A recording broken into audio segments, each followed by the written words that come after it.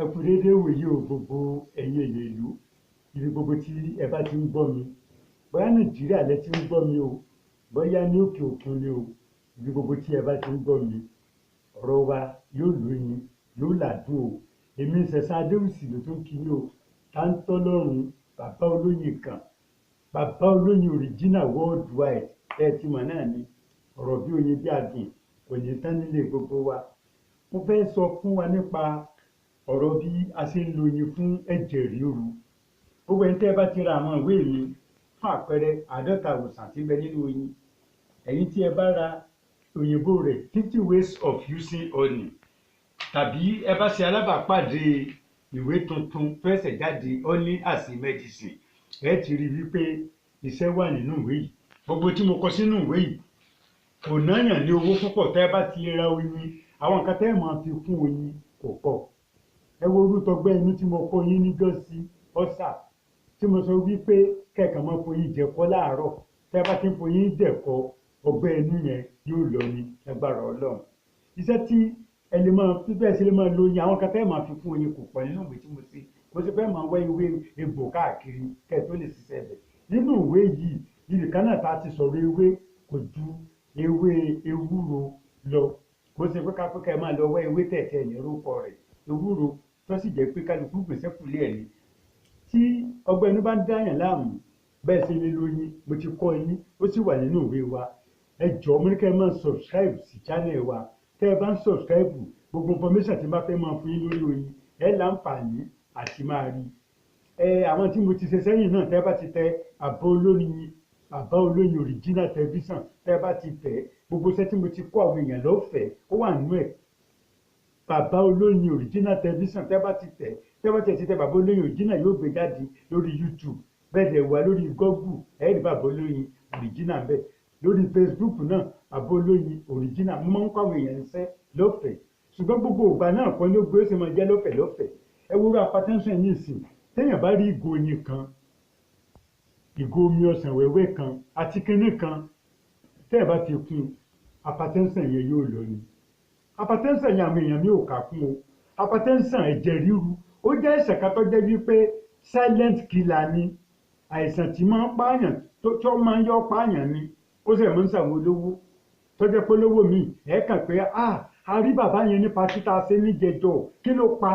ẹni àjọ pàtẹ́ńsọ̀bù lánàá tó kú níjọ́ kejì kí ló pa ẹ̀jẹ̀ ríru ni tó bá ti di wípé èèyàn ò lè rin ẹsẹ̀ bàtà 6 tí ó máa mí gúlegúle tí ó máa làágùn ẹlòmí ò máa làágùn ní sáá tí a bá ti ń làágùn jù ọ̀rẹ́ wa ó ti lẹ́jẹ̀ ríru lára nìyẹn wọ́n ní kẹ́ ẹ̀ lọ máa ṣe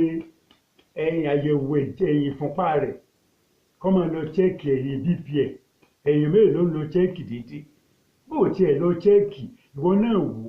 nínú kọ́kẹ́ máa ṣe púlẹ́ ìgbà míì bẹ̀ yọkàn jókòó báyìí nínú AC lórí ẹ̀ tó máa làágùn AC amúlétutù air conditioner ẹlòmíì ó dé wà nínú ẹ̀ nínú mọ́tò ní àbí inú ilé yóò sì tún máa làágùn tẹ́ bá bàbá ẹ̀ máa làágùn ju alóòrùn náà tiẹ̀ mọ́ ẹ̀jẹ̀ ríru ti dé nìyẹn òun ló ń fà á àfojúdi ọ̀pọ̀ fáwọn èèyàn wa tẹ́ bá sọ nǹkan tí a lè lò fún ẹ̀jẹ̀ ríru wọn ní kí ni ìlú èbó ni màá ti lọ gba tírítímẹ́ǹtì ìlú ọ̀fà tó pọ̀lọpọ̀ tó bá wá gbé wọn lọ ìlú èbó nígbà wọn bá padà dé wọn ní wọn ti kú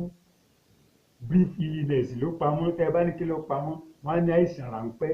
brief illness the death of brief illness ẹ̀dẹ̀ wo béèyàn bá fẹ́ máa ní hypertension yẹn o tó bá ń rí oyin ògidì lò lálálẹ́ ẹ̀dẹ̀ wo tó bá ń mu síbì kan lálálẹ́ ẹ̀jẹ̀ ríru ó sì sà fún èèyàn o ẹ sì wo àṣírí náà mo sì ń kọ́ yín yìí o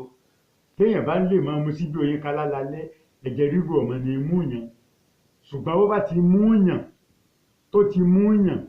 lẹ́yìn tó ti lo oògùn tó dáhùn òyìnbó sọ pé oògùn ẹ̀ wà wọ́n kà sọ pé èyí ọmọ kọ̀ǹtù ẹ̀ ni ṣùgbọ́n mo láǹfààní àti gbogbo ẹni sọ fẹ́ pé àwọn tó ra àwọn ìwé Sẹ̀san Adéwùsì wọ́n máa ń dúpẹ́ lọ́dọ̀ Ọlọ́run pé ẹ̀jẹ̀ ríru àwọn lọ nígbà tí mo ṣe 50 ìwòsàn tó ń bẹ nínú oyin iṣẹ́ tí mo fi tà òun ni ẹ̀jẹ̀ ríru tí mo kọ sínú ẹ̀ hypertension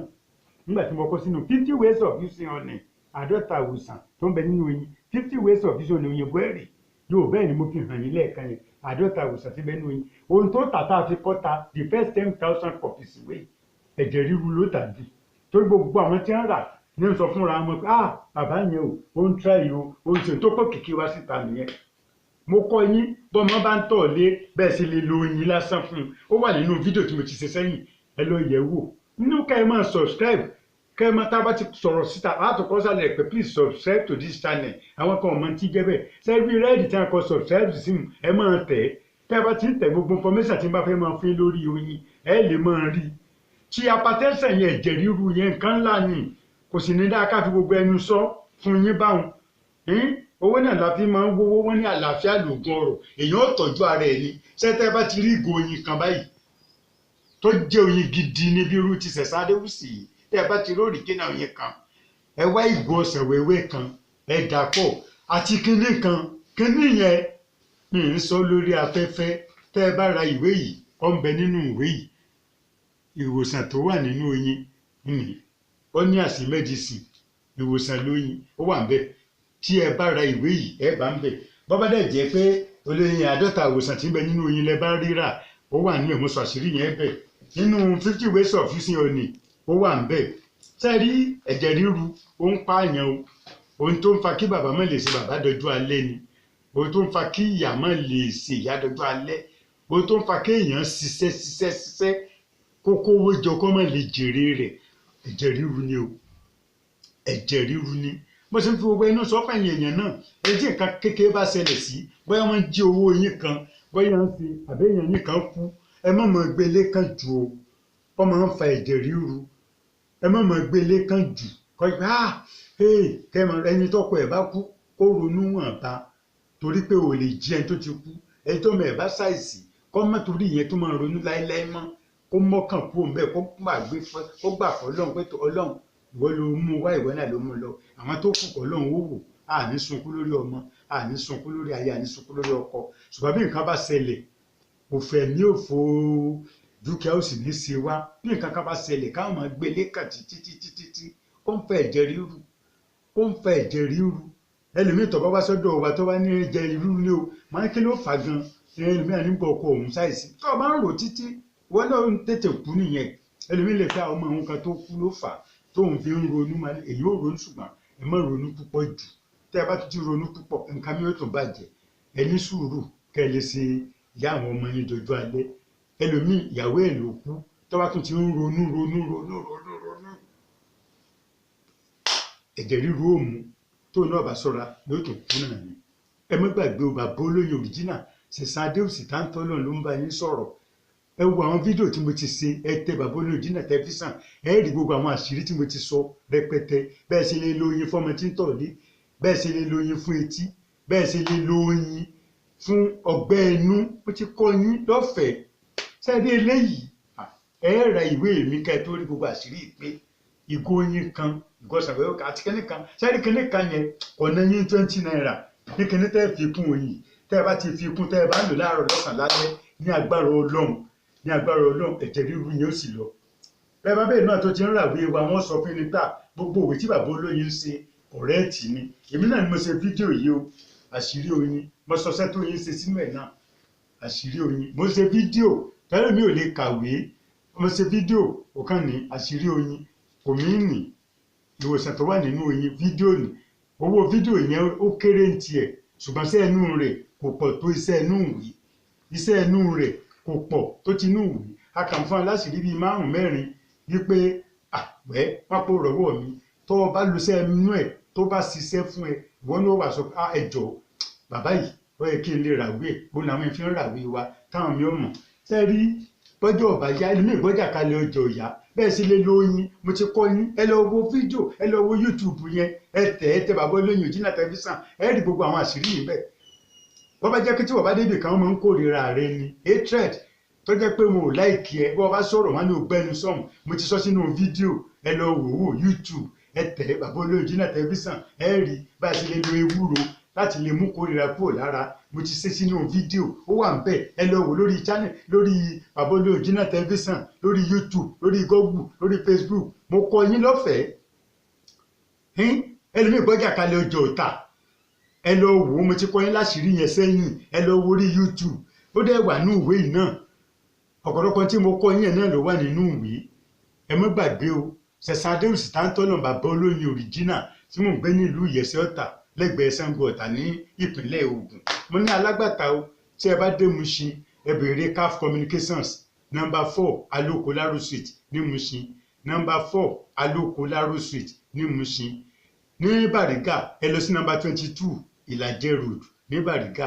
number 22 Ìlàjẹ Road ní Bàrígà ní Aláṣìá ẹ lọ sọ́dọ̀ BS Media ní number 6 Everett Way number 6 Everett Way lẹ́yìn ilé epo YTK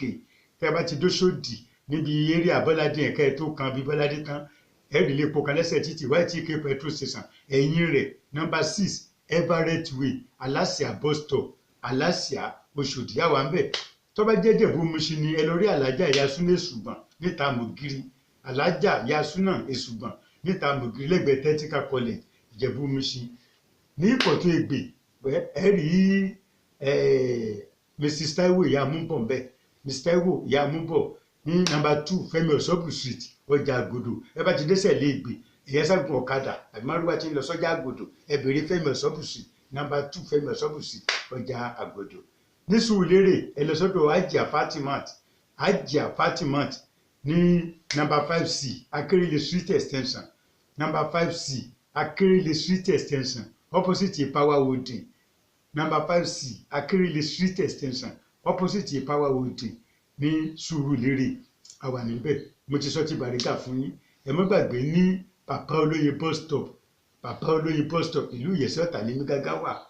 Mushin ò sì jìnnà ẹ bá ti wọ ọkọ̀ Òṣòdì ẹ dé Mushin náà ẹ bá ń bọ̀ láti ìlú míì ẹ bá ti dé Mushin ẹ béèrè Aloko Laro ó jìnnà bí Ìsọlọ road yẹn Ìsọlọ road ẹ bá ti dé Ìsọlọ road yẹn ẹ béèrè ní Àlàáfíà bus stop ẹ béèrè Aloko Laro ń bẹ̀ council ló wà bẹ̀ tẹ́lẹ̀ wọ́n sọ di general hospital bí ilé kẹta síbẹ̀ náà ni sí ibi tí a sọ di general hospital tó jẹ́ council tẹ́lẹ̀ yẹn ẹ béèrè CAF Communications number 4 Aloko Laro Street ní Mushin tẹlifóònù nọ́mbà mi rèé o 08054749455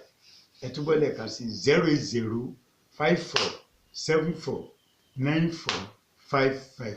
ọ̀rọ̀ bí oyin bí adùn kò ní tán nílé mi kò ní tán nílé yín kò ní tán nílé gbogbo wa láyọ̀ o.